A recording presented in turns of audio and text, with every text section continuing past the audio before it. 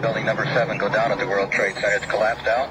You know, we've seen so much today with the collapse of number 1 and number 2.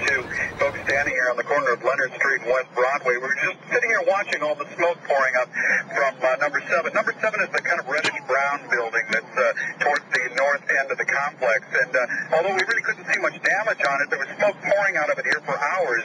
And folks just kind of standing around milling about it. And then I was watching. I just could tell from the reaction of the crowd what had happened because I'd heard it already before. The gasps, the screams, people immediately turning and starting to run, even though we're probably a dozen blocks from the center itself. People starting to run away from the scene.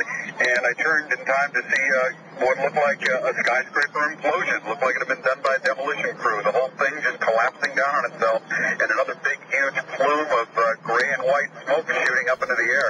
And then more of the smoke billowing up the street here. So that's number 1, number 2, and now number 7 that have come down from this explosion. And folks just simply can't believe it. Well, Al, I didn't realize because the other towers are so big, but number 7 is 47 stories. That was a huge building in its own right. Right. It was the one that kind of was dwarfed by the other two. It was kind of a reddish brown, and it more or less ran east and west. It was a long, thin building, but it had been damaged, and it's been on fire for hours, and the smoke just seemed to intensify. But we really couldn't see a lot of damage from this angle, from the north side of the structures.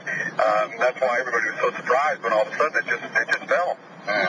Now, the other thing, too, I'm presuming that had been burning for some time. As you indicated, there was nobody inside, and we hope no danger to anybody when it went down. Well, that's the thing is that when number 2 went down, I don't think, and I know with myself in that group, I never thought these things would fall down. I mean, we were watching them.